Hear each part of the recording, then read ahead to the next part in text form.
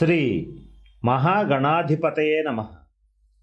ఈరోజు మనం ఏ విధంగా భోజనం చేయాలి, రోజుకి ఎన్నిసార్లు భోజనం చేయాలి, ఎలా భోజనం చేస్తే అంతులేని సిరి సంపదలు లభిస్తాయి, ఎలా భోజనం చేస్తే మంచి పేరు ప్రతిష్టలు కీర్తి ప్రతిష్టలు లభిస్తాయి, అలాగే మనం ఏదైనా ఒక కోరిక కోరుకునేటట్లయితే ఆ కోరిక తీరాలంటే ఏ వైపు తిరిగి భోజనం చెయ్యాలి అనేటువంటి విషయాల గురించి ఇప్పుడు తెలుసుకుందాం.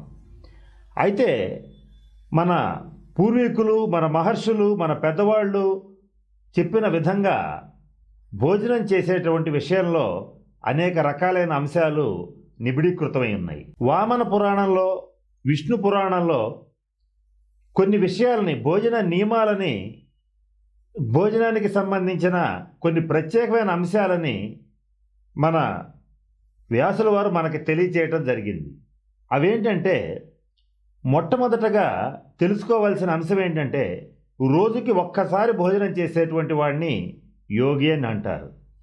2 సార్లు భోజనం చేసేటువంటి వాడిని భోగి అని అంటారు. 3 సార్లు, 4 సార్లు, 5 సార్లు ఇలా ఎన్నిసార్లైనా సరే తింటూనే ఉండేటువంటి వాడిని రోగి అని అంటారు.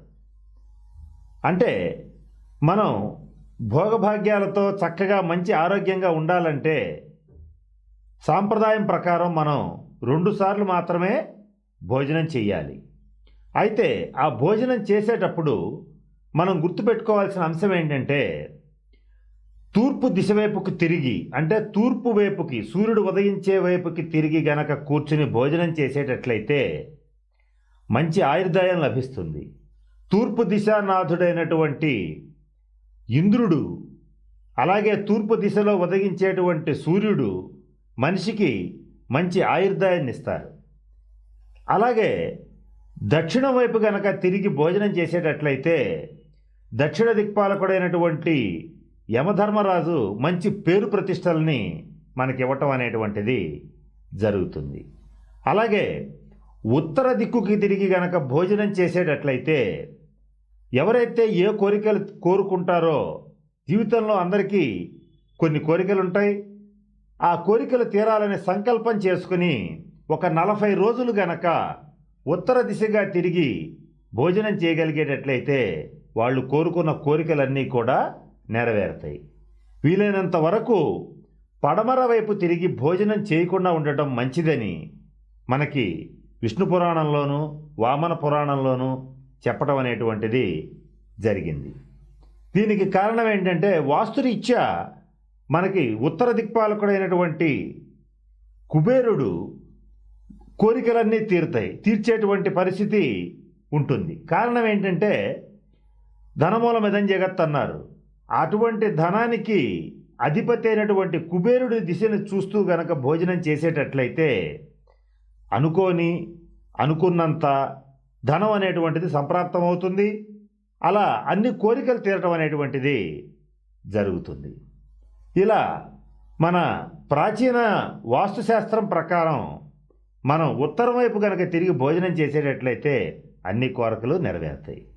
ఎవరికైతే సిద్ధాంతులు జ్యోతిష్ శాస్త్ర రీత్యా నీకు కొద్దిగా చిన్న గండాలు ఉన్నాయని కానీ, ఆయుర్దాయంలో కొద్దిపాటి ఇబ్బందులు ఉన్నాయని కానీ చెప్తే వాళ్ళు తూర్పు తిరిగి భోజనం చేసేటట్లయితే ఆ గండాలన్నీ కూడా తొలగిపోతాయి.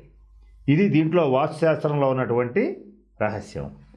అంతేకాకుండా ఎవరైతే భోజనం చేసేటప్పుడు మనం భోజనం చేసేదాని కింద రావి ఆకుని కానీ, మర్రి ఆకును కానీ ఉంచి భోజనం చేస్తారో వాళ్ళకి అంతులేని సంపద సమకూరుతుందని శాస్త్రంలో చెప్పబడింది.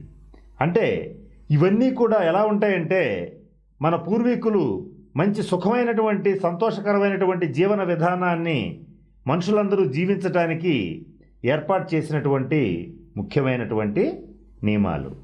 కనుక ఉత్తర దిశగా గనక తిరిగి భోజనం చేసేటట్లయితే మనకి అనుకున్న కోరికలన్నీ నెరవేరుతాయి. చక్కగా మనం అనుకున్నంత ధనం కూడా లభించేటువంటి పరిస్థితి కూడా స్పష్టంగా గోచరిస్తుంది. స్వస్తి. ఈ వీడియో కానీ మీకు నచ్చినట్లయితే లైక్, కామెంట్, షేర్ చేయండి. మరిన్ని అప్డేట్స్ కోసం సబ్స్క్రైబ్ చేయండి.